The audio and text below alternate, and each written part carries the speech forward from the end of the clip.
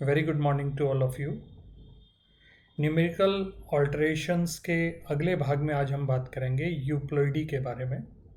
Polyploidy, हैप्लॉइडी, इनकी origin और इनके मियोटिक माइटोटिक बिहेवियर, इन सब के बारे में हम बात करेंगे।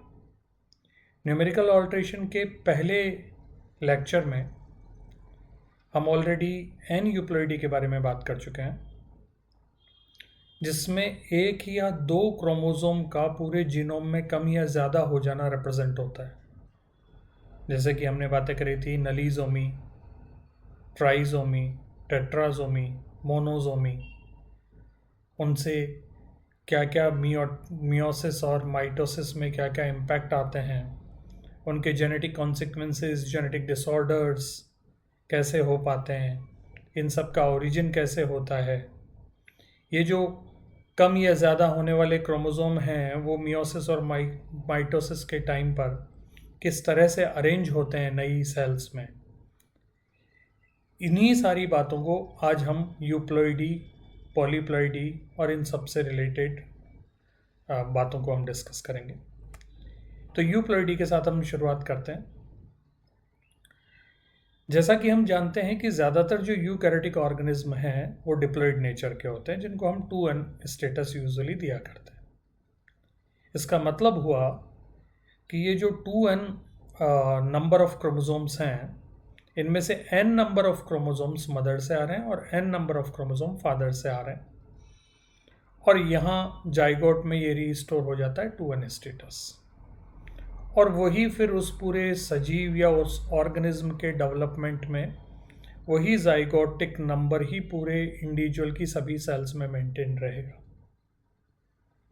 ठीक है, लेकिन अगर पूरे के पूरे सेट यानी n नंबर ऑफ क्रोमोसोम या तो कम हो जाएं या तो ज़्यादा हो जाएं, तो सिचुएशंस हो सकती है n, 3n, 4n, 5n, 6n, और इस तरीके से आप आगे भी कंसीडर कर सकते हैं। तो ये जो चीज़ें हो रही हैं इनको हम बोलते हैं यूप्लॉइडी। सबसे पहले यूप्लॉइडी में हम कंसीडर करेंगे हैप्लॉइडी। हैप्लॉइडी को हम रिप्रेजेंट करते हैं n से। जाहिर सी बात है, हमें तुरंत समझ में आ गया कि 2n स्पीसीज का हैप्लॉइड नंबर उसका आधा क्रोमोसोम नंबर हो जाएगा।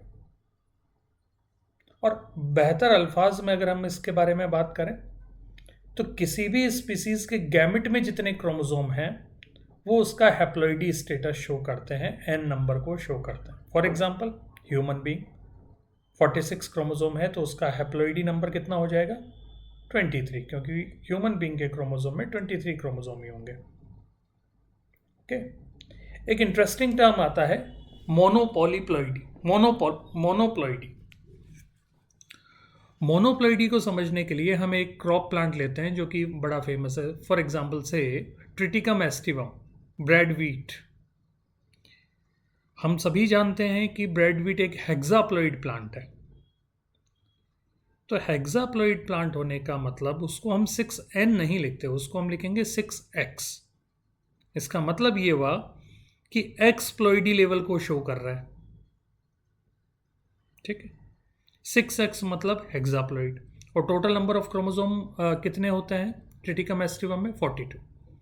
तो इसका मतलब हुआ 6x equals to 42, that means x equals to 7।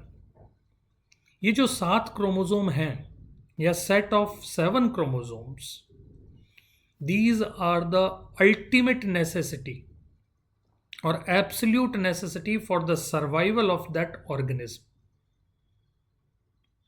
और इन्हीं हर 7 में से हर क्रोमोसोम की 6 कॉपी होती है।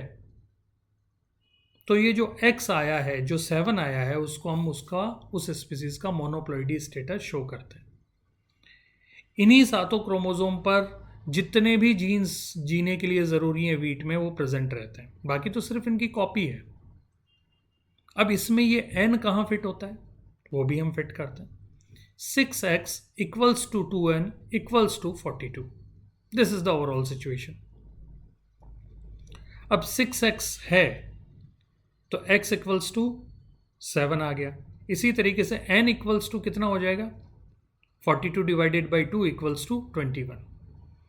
तो वीट में गैमेटिक नंबर को यानी हैप्लॉइडी नंबर को रिप्रेजेंट अगर करना है तो हम 21 कंसीडर करेंगे, n का वैल्यू 21। और प्लॉइडी लेवल को कंसीडर करना है तो x का वैल्यू हमें लेना होगा, और x का वैल्यू कितना आ जाएगा 42 डिवाइडेड बाई 6 इक्वल्स टू 7। यहाँ ये जो कन्फ्यूजन होता है वो इसलिए होता है कि हम यूजुअली ह्यूमन बीइंग को कंसीडर कर लेते हैं एग्जाम्पल्स में, बचपन से पढ़ते चले आ रहे हैं, और ह्यूमन बीइंग में इत्तेफाक से 2x equals to 2n situation equals to 42 होता है।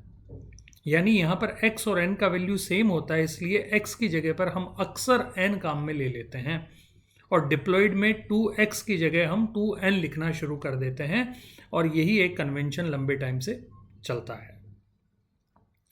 अब हम बात करते हैं, अगर 2n स्टेटस से या 2x स्टेटस से ज़्यादा क्रोमोसोम सेट हों तो हम उसको क्या कहेंगे, पॉलीप्लॉइडी। यानी जीनोमिक सेट अगर 2 से ज़्यादा हैं, जैसे 3n 4n और 5n, तो इनको हम पॉलीप्लॉइडी स्टेटस कहते हैं। 2 टाइप का होता है, ऑटोपॉलीप्लॉइडी और दूसरा एलोपॉलीप्लॉइडी। ऑटोपॉलीप्लॉइडी में उसी स्पीसीज का जो जीनोम है वो ही मल्टीपल टाइम वहाँ पे प्रेजेंट होता है। जैसे सपोज कर लीजिए एक स्पीसीज है और उसमें बेसिक नंबर आप n या x मान लें, तो बार बार वही x रिपीट हो जाए, 3x 4x 5x, कोई बाहर से कोई भी क्रोमोसोम अगर उसमें नहीं आया हो उस स्पीसीज में, और सिर्फ मल्टीप्लिकेशन हुआ है उसी के अपने जीनोम का, तो हम उसको बोलते हैं ऑटोपॉलीप्लॉइडी। लेकिन अगर सोचिए तो 2 स्पीसीज का हाइब्रिडाइजेशन हो गया और जिसकी वजह से दोनों के जीनोम या 2 से अधिक स्पीसीज का हाइब्रिडाइजेशन हो रहा है टाइम आफ्टर टाइम, तो उनके जीनोम आपस में जब इंटरमिंगल हो जाते हैं और वो सर्वाइव अगर स्पीसीज कर जाती है तो वो होगी एलोपॉलीप्लॉइड स्पीसीज, जिसमें 2 अलग अलग टाइप के जीनोम आपस में इन्वॉल्व हो रहे हैं। ओके, अब बात करते हैं ऑटोपॉलीप्लॉइडी के ओरिजिन के बारे में। जैसा हमने देखा कि ऑटोपॉलीप्लॉइड स्पीसीज में उसी स्पीसीज का जो जीनोम है वो मल्टीप्लिकेट हो जाता है। इसके कारण जो सबसे इम्पॉर्टेंट रीज़न जो बताया जाता है वो है non disjunction, chromosomal non disjunction. Non disjunction meiosis में भी हो सकता है, माइटोसिस में भी हो सकता है, जैसा कि हमने एन यूप्लॉइडी से रिलेटेड जो क्लास थी उसमें हमने इसके बारे में बात करी थी। नॉन डिसजंक्शन का मतलब ये हुआ कि क्रोमोसोमल पेयर का या क्रोमोसोम्स का आपस में क्रोमेटिड के फॉर्म में सेग्रीगेशन प्रॉपर नहीं हो पाना, यानी एनाफेज फर्स्ट या एनाफेज सेकेंड, अगर उसमें क्रोमोसोम सेग्रीगेट नहीं हो पाएगा तो एक पोल की तरफ सारे क्रोमोसोम चले जाएंगे और एक पोल की तरफ कोई भी क्रोमोसोम नहीं जा पाएगा, जबकि होना ये चाहिए था दोनों पोल की तरफ आधे आधे क्रोमोसोम जाने थे। तो जिस पोल की तरफ कोई क्रोमोसोम नहीं गया वो गैमेट सर्वाइव ही नहीं करेगा, और जिस गैमेट में यानी जिस पोल की तरफ सारे क्रोमोसोम चले गए वहां पे डबल नंबर हो गया। जैसे सपोज कर लीजिए कोई 2n स्पीसीज है और 2n के 2n क्रोमोसोम एक ही पोल की तरफ चले गए, तो वो स्पीसीज 2n गैमेट बना रहा है। अब वो 2n गैमेट मदर गैमेट है, और सोचिए तो कि वो n गैमेट या 2n गैमेट फादर से अगर मिल जाता है, n गैमेट से मिला तो 3n स्पीसीज बना लेगा, और फादर में भी अगर इस टाइप का नॉन डिसजंक्शन हुआ है तो 2n गैमेट वहां से भी बनेंगे, और दोनों 2n और 2n गैमेट मिलके आपस में क्या बना लेंगे, 4n गैमेट बना लेंगे। तो इस तरीके से ऑटोपॉलीप्लॉइडी का ओरिजिन होता है, जैसा कि इस डायग्राम में आपको बहुत अच्छे तरीके से समझ में आ रहा है। अब रही बात मियोटिक बिहेवियर की, कि कोई सपोज कर लीजिए हम एक एग्जांपल लेते हैं ट्रिप्लॉइड स्पीसीज। इस ट्रिप्लॉइड स्पीसीज में 2 क्रोमोसोम तो एक पेयर में थे, लेकिन एक जो एक्स्ट्रा क्रोमोसोम है वो एक्स्ट्रा क्रोमोसोम रैंडमली कहीं पर भी जा सकता है, या तो 2 क्रोमोसोम एक तरफ आ गए और एक क्रोमोसोम एक तरफ आ गया, या कोई से भी 2 क्रोमोसोम एक तरफ आ गए, या तीनों के तीनों क्रोमोसोम एक तरफ रह गए, और इस वजह से n या 2n गैमेट्स या 3n गैमेट्स वहां से बन जाते हैं, और ये फर्दर पॉलीप्लॉइडी को कॉज करते हैं। ठीक है, जो n गैमेट हैं वो भी सर्वाइव करेंगे, 2n गैमेट भी सर्वाइव कर सकते हैं और 3n गैमेट भी सर्वाइव कर सकते हैं। तो इस तरीके से जो पॉलीप्लॉइडी है वो अपना सर्वाइवल इंश्योर करती है।